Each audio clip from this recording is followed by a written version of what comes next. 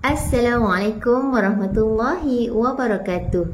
Alhamdulillah adik-adik yang dirahmati Allah, kita bertemu lagi hari ini dalam mata pelajaran pendidikan Islam bersama saya Ustazah Efi. Alhamdulillah. Baiklah adik-adik, sebelum kita memulakan pembelajaran, kita mulakan dengan bacaan doa. Doa belajar dan penerang hati. Allahumma aftah alaina hikmataka wanshur alaina min khazaini rahmatika ya arhamar rahimin. Rabbi shrah li sadri wa yassir li amri wahlul 'uqdatam min lisani yafqahu qawli. Amin, amin, amin ya Rabbal Alamin. Moga Allah makbulkan doa kita semua. Baiklah adik-adik, cuba adik-adik lihat gambar ini.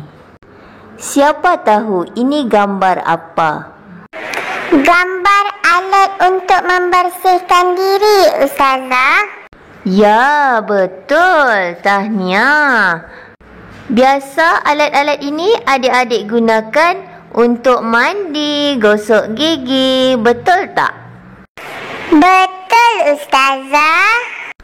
Bagus. Alhamdulillah. Bermakna adik-adik selalu membersihkan diri.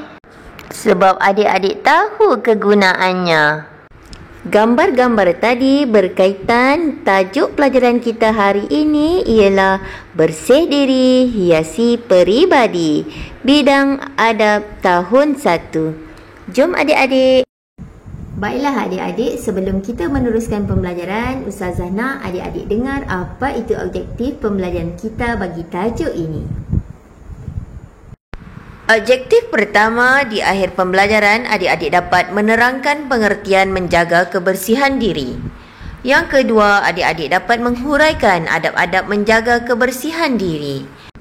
Objektif yang ketiga, adik-adik dapat merumuskan kepentingan mengamalkan adab-adab menjaga kebersihan diri dan akibat mengabaikannya. Dan objektif yang terakhir, yang keempat, adik-adik dapat mengamalkan adab-adab menjaga kebersihan diri dalam kehidupan harian mengikut sunnah Rasulullah SAW. Baiklah, Ustazah nak Muhammad Hafiz Adli, cuba anda sebut pengertian menjaga kebersihan diri. Apa maksud menjaga kebersihan diri? Pengertian menjaga kebersihan diri ialah menjaga kebersihan tubuh badan dan pakaian daripada najis dan kekotoran. Ya, tahniah. Betul. Maksud kebersihan tubuh badan tu, diri kita bersih. Tiada najis, tiada debu dekat badan dan pakaian kita. Baiklah adik-adik, seterusnya kita sebutkan dalil nakli yang berkaitan dengan kebersihan.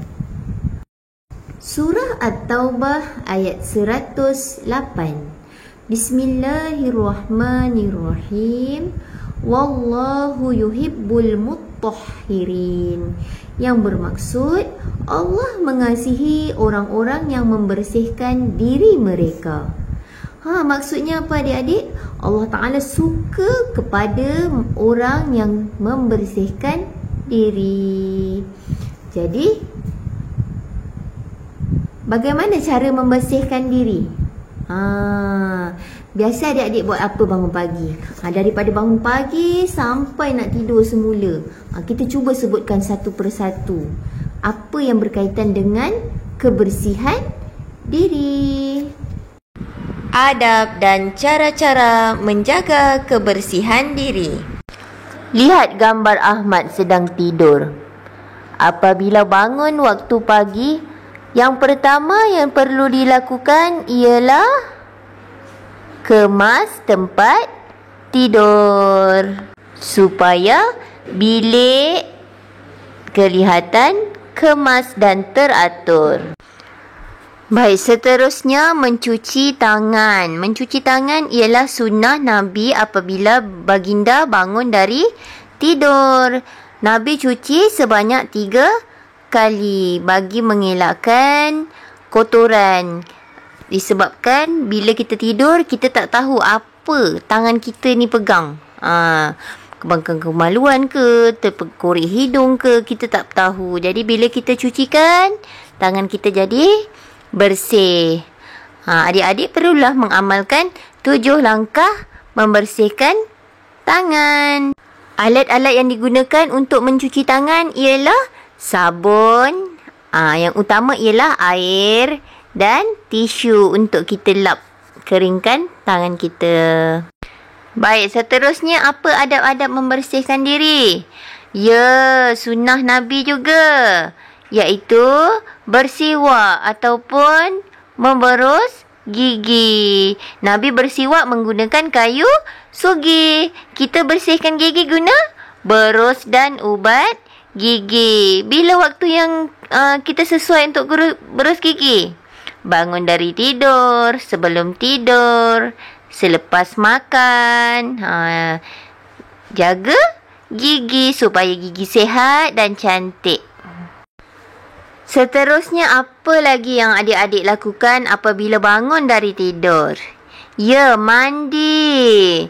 Mandi menggunakan sabun mandi dan shampoo untuk rambut. Tuala untuk keringkan air. Baiklah, satu hari sekurang-kurangnya kita mandi 2 kali, pagi dan petang, supaya badan kita bersih dan tidak berbau peluh. Seterusnya, untuk beribadah dan melakukan solat, kita perlu berwudu untuk menghilangkan hadas kecil.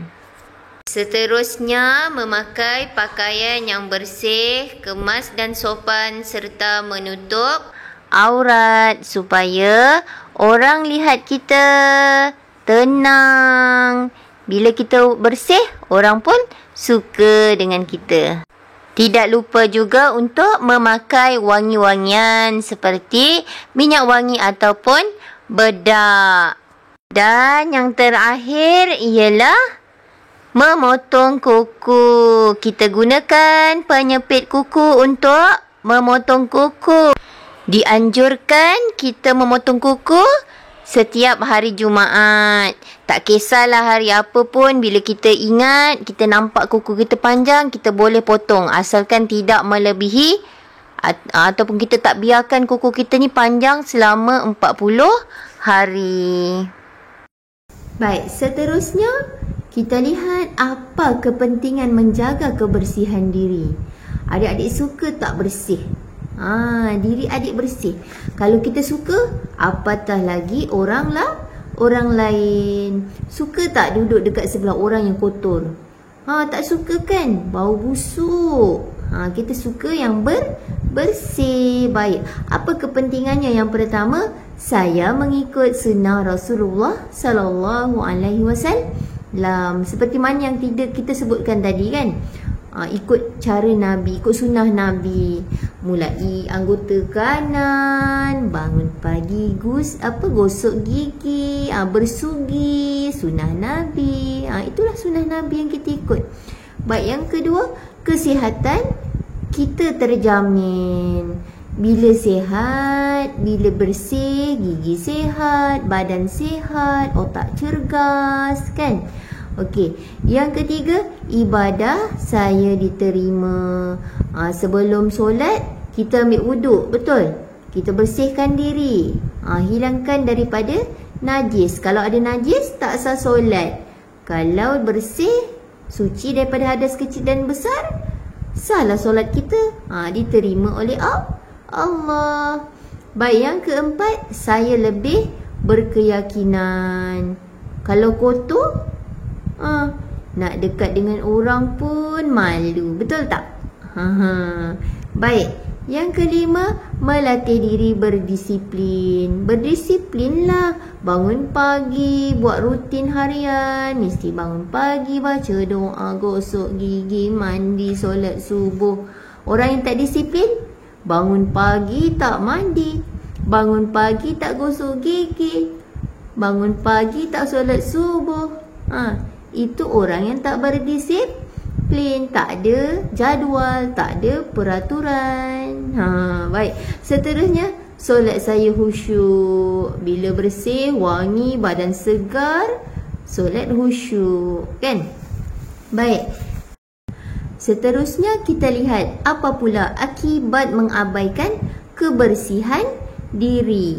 Yang pertama, ibadah saya tidak diterima sebab kotor. Tak mandi, tak ambil wuduk. Baik. Yang kedua, saya mudah dijangkiti penyakit. Main bola dekat padang, balik terus tidur. Kan kotor, gigi tak gosok, berlubang, sakit gigi. Baik. Yang ketiga, kawan-kawan menjauhkan diri. Awak ada kawan bau busuk, awak nak peluk dia ke? Awak nak dekat dengan dia ke? Awak nak salam dia ke? Tak. Sebab apa? Kotor.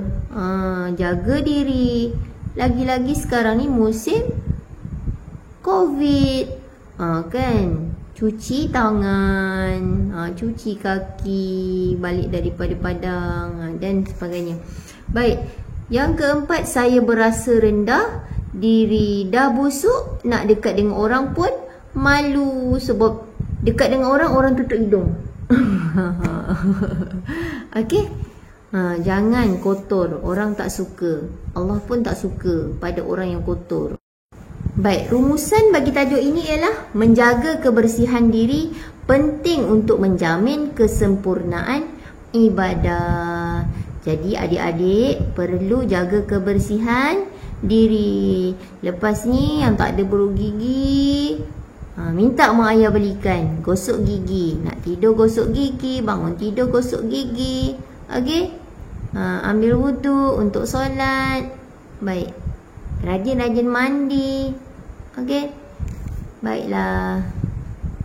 Kebersihan itu sebahagian daripada iman.